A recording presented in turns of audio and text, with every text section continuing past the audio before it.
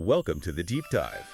This is where we take all that dense source material rulebooks, strategy guides, you name it, and basically give you a shortcut, a personalized way to get up to speed on something complex. Yeah, cutting through the noise to get to the core ideas. Exactly. Yeah. And today we're looking at something really interesting. It's more than just a game. It's like a philosophy played out on, well, a golf course.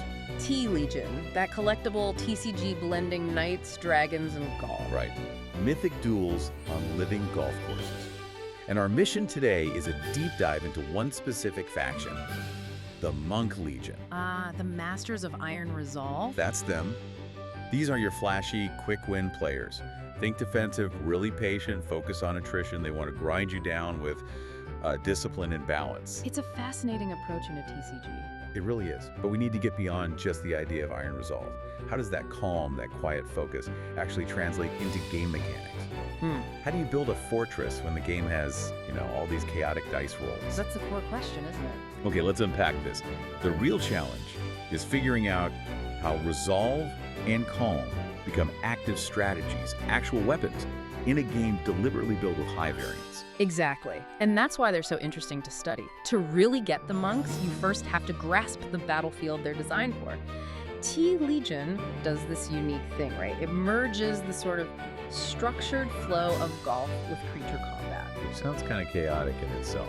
It can be, but the structure is key. Like the source materials layout, every turn is basically a golf shot.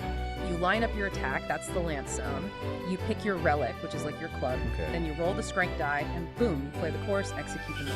And the different zones on this course are critical, aren't they? It's not just hitting a generic opponent. Absolutely vital. Your command center, your home base, is the teeing ground. That's where the knight hangs out. The knight being your main score tracker, essentially. Pretty much. They represent your GP, your game points, and they're permanent, can't get knocked into hazards. But the action, the fighting, happens out in the lance zone.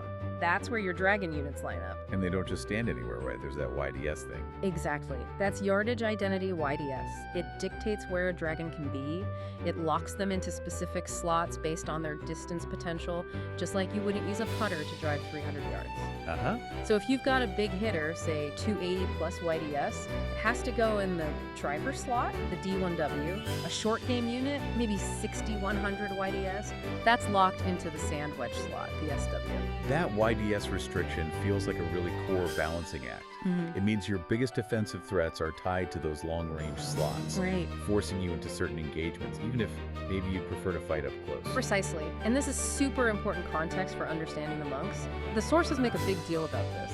If a dragon's YDS changes mid-game, maybe from an effect or a penalty, and it ends up outside its legal distance band for its slot, it gets stunned. Stunned meaning. It just sits there, can't strike. This rigidity makes big tactical shifts hard, which, tends to favor a faction like the monks who thrive on holding a steady, disciplined line. Okay, that makes sense. And everything runs on those 4 core stats. Yeah. Since monks are the defensive specialists, we probably need to get a feel for the scale of these stats. Let's nail down the basics. GP game points. That's your score, your knight's health. Usually start with, say, 5,000 to 6,000 GP.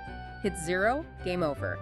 And knights are safe from hazards, so that GP pool is everything for them. And HD, hit damage. That's how hard a dragon hits. Your really aggressive units might be doing 800, maybe 1,200 HD per strike. Big numbers. Okay. Then you've got YDS, which we covered the distance thing.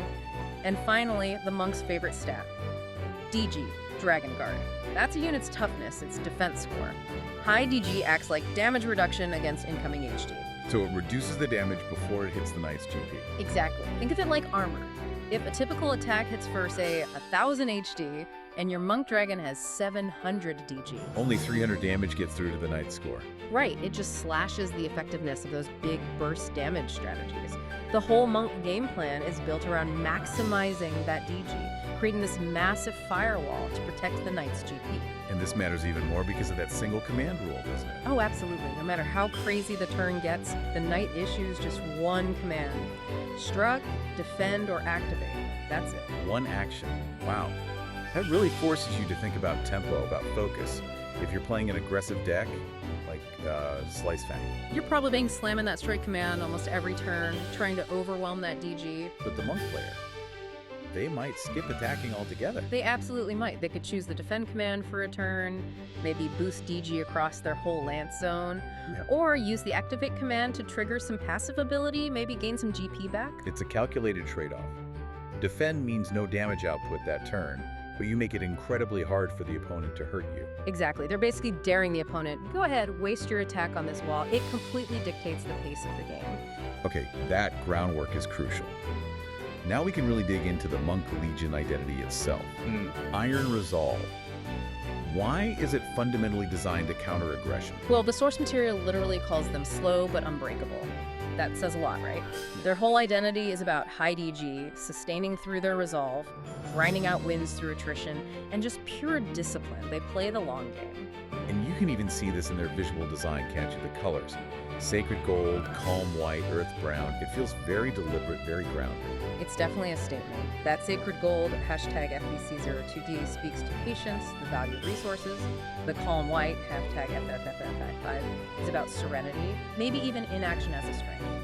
And the earth brown, hashtag 64C41, anchors them in stability. Not exactly the fiery reds or electric blues you might see elsewhere. Not at all, and their sigil reinforces it too. That lotus-style green marker, kind of glowing. It screams balance, focus, inner strength. It's the complete opposite of, say, the jagged, chaotic look of Slice Fang.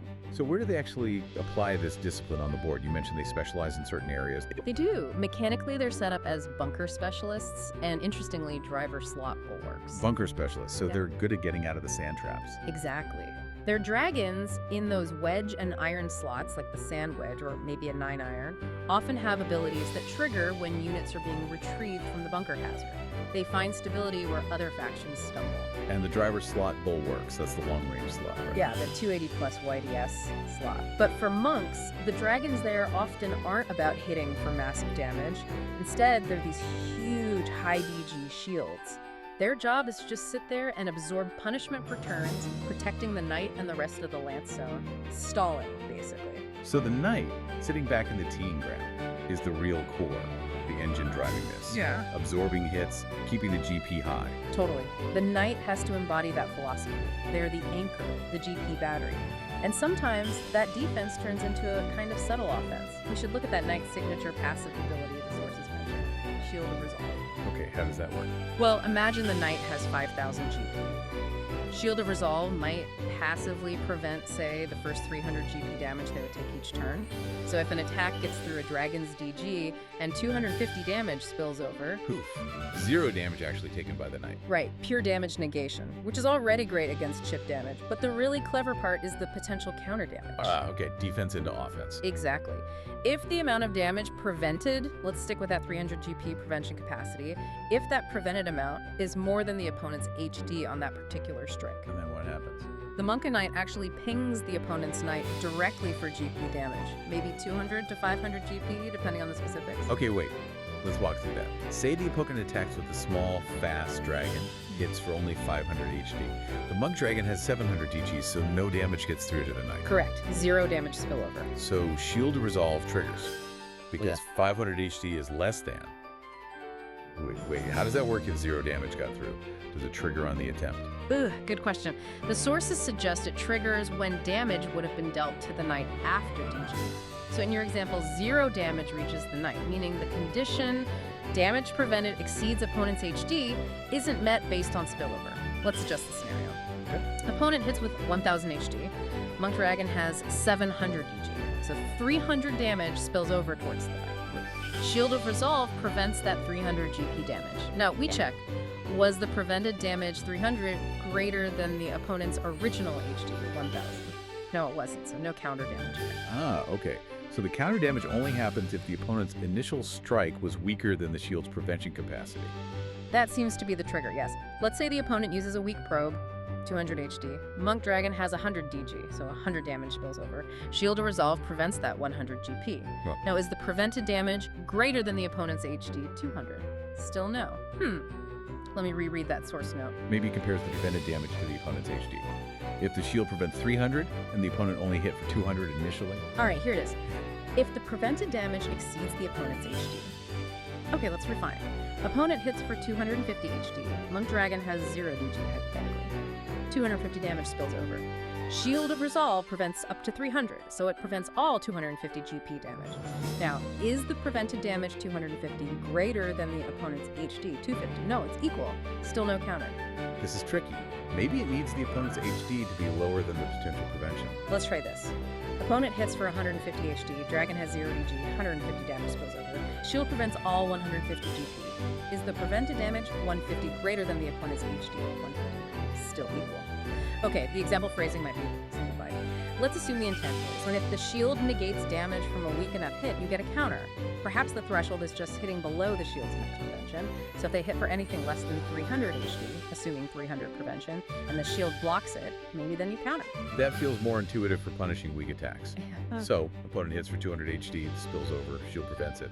Because 200 is less than the 300 shield capacity, the knight chips back, say, 250 GP. That sounds like a plausible mechanic reflecting the flavor text. Yeah. The opponent uses a weak attack, it gets totally nullified, and they take damage for their trouble. It forces them to commit bigger resources, bigger HD, just to avoid that counter chip. Which plays right into the monk's attrition plan. Yeah. Make every action costly for the opponent. Exactly, it's a slow bleed. And this attrition idea runs even deeper into their tempo engine, happening before the command step.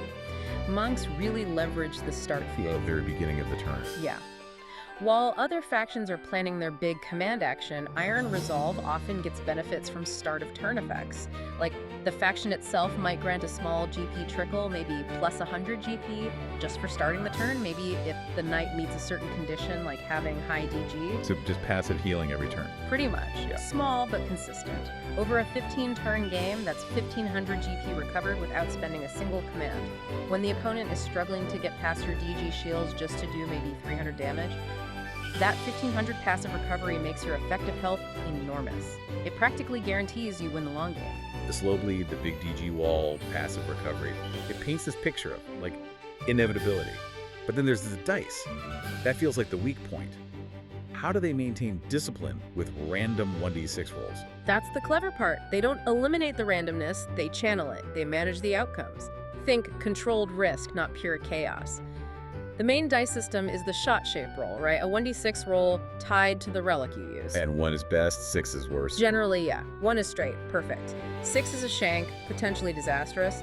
The rolls in between determine the curve: draw, fade, hook, slice. Let's run through those outcomes, 1 to 6. Okay. 1 is straight, usually the ideal outcome. 2 is draw, often gives a bit more power. 3 is fade, usually offers more control or defense. 4 is hook, typically high power but maybe less accuracy or a penalty. 5 is slice, similar to hook, often risky.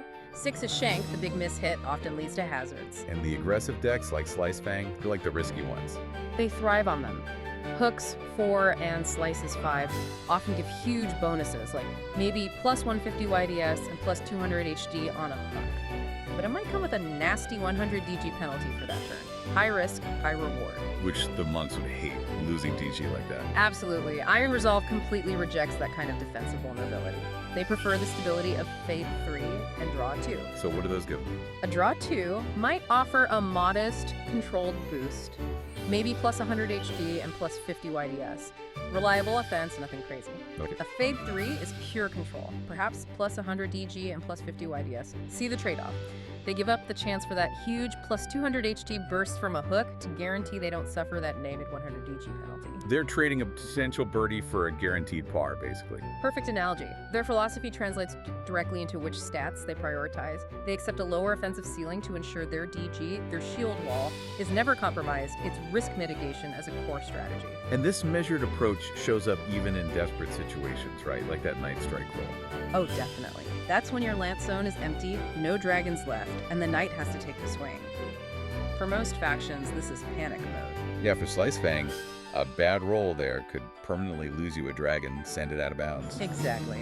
But the Iron Resolve Night Strike roll pattern, it's practically a recovery drill. Rolls 1 to 3 are all about sustain. Maybe an adjacent dragon gets a DGGP boost, or the knight just straight up restores plus 100 GP. Resource gain even when you're technically failing. Okay, that's good. What about the worst rolls? 4 to 6. Roll 4, which normally signifies a bunker hazard if a dragon was there, triggers immediate mitigation. The knight actually pulls a dragon back from the bunker, and crucially, you ignore the usual retrieval cost. Oh, wait. The bad swing itself saves a unit from the sand for free. That's a massive tempo swing. It turns desperation into board presence. But the most telling roll is the 6, the shank, the absolute worst outcome. What happens then? Catastrophe. Well, yes and no. A dragon is still sent to the hazard zone representing the failed strike, but the knight immediately restores plus 100 GP. Huh. That's amazing. Even on a total whiff, they gain resources. Here's where it gets really interesting. The monk philosophy converts chaotic failure into measured, consistent resource gain. They suffer the consequence losing a unit to a hazard, but they refuse to lose momentum, gaining GP instead. They impose discipline even on the worst possible luck. Failure becomes just another input for their sustain engine. Incredible. It teaches that if you must take a hit, make sure it fuels your long-term plan, which leads perfectly into how they handle the course itself, especially the hazard zones. Right. If they're masters of stability, they must be good at dealing with landing in the rough or the bunker. That's their bread and butter. Remember, mishits send dragons places. Roll 4 often means bunker, roll 5 is rough, roll 6 can be water or even out of bounds, and monks are explicitly called out as bunker specialists. Their synergies often focus on those wedge and iron slots. Before we get into their special tricks, what are the normal costs for getting out of hazards? Yeah. What does that universal hazard retrieval cost table look like? It varies a lot, which is why specialization matters. Landing in the rough from a roll 5 usually costs some GP, maybe 200, 300, and the retrieved dragon gets a temporary debuff, like negative 50 DG for a turn. Okay, and the bunker? Roll 4.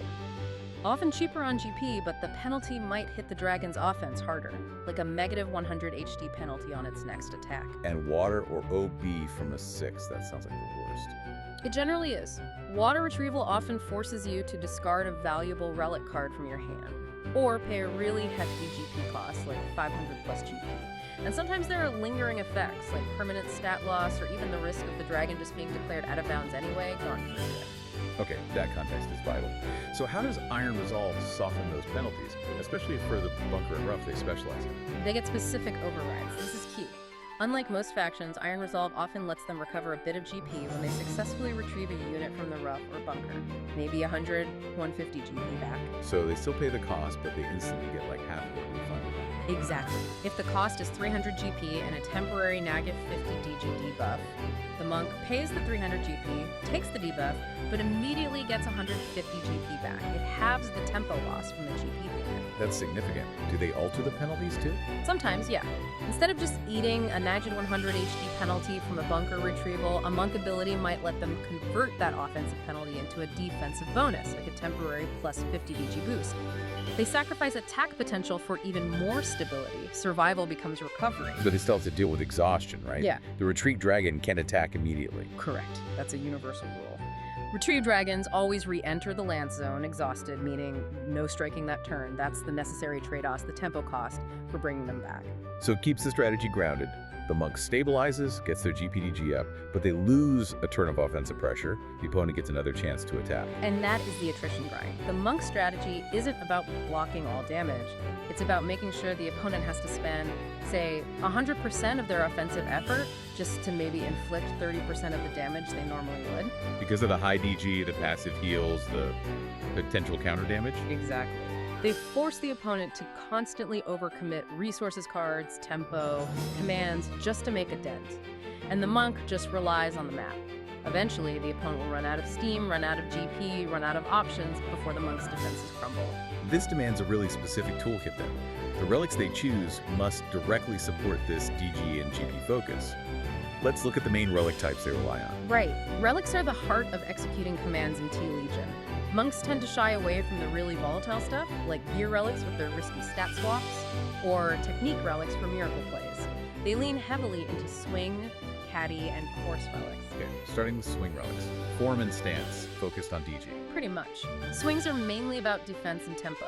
Their core stats are DG, better form means fewer defensive mistakes, and sometimes GP, reflecting discipline and stamina. A typical monk swing relic might have an effect like, if your shot shape roll is a hook 4 or slice 5, this dragon gains plus 200 DG until the end of the turn. Interesting. So instead of preventing the bad roll, they use the bad roll as a trigger to become more defensive. Exactly. They accept the potential outcome, but immediately brace for the likely counterattack or consequence, patience enforced through mechanics. Okay, next up, caddy relics. Guidance support. Sounds like stabilization. That's their main job. Mitigation, support auras, restoring composure. They anchor heavily on GP and DG. A caddy relic might create a composure aura for a turn, giving all your dragons plus 50 DG, just reinforcing that wall. And they're important for retrieval too, you said. Very. Caddy relics are known as the safest way to retrieve units from hazards, offering steady DG or GP support during the recovery process.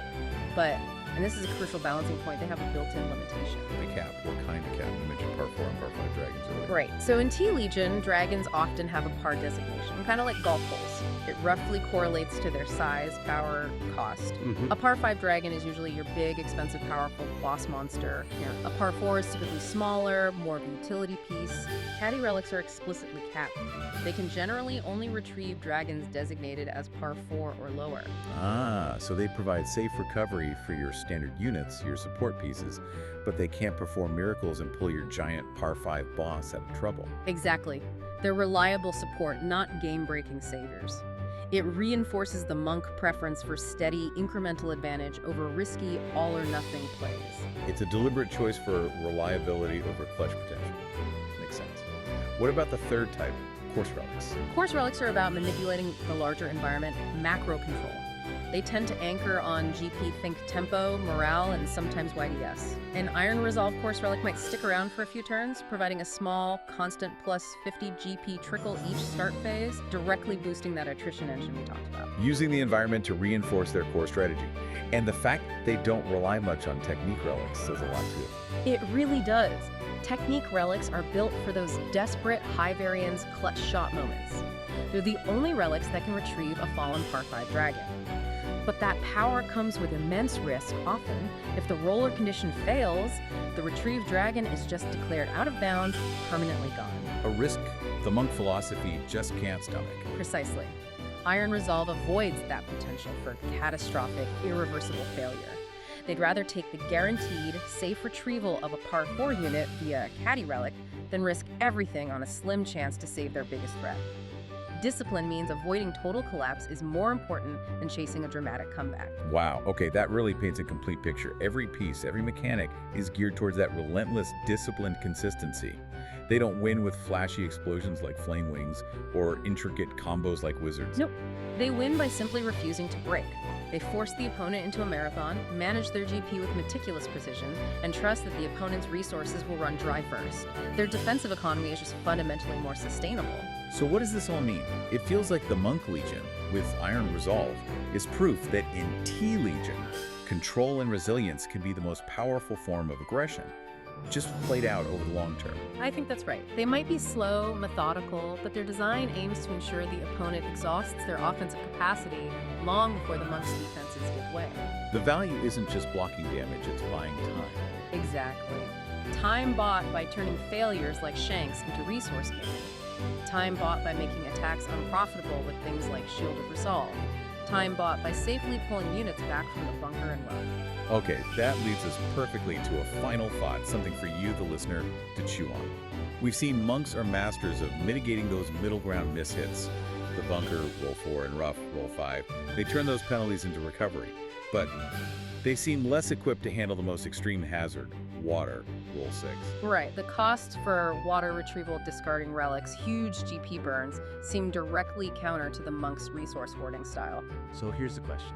If an Iron Resolve Knight faces a deck built specifically to force only water hazard outcomes, maybe through tricky abilities or relics, how do they adapt?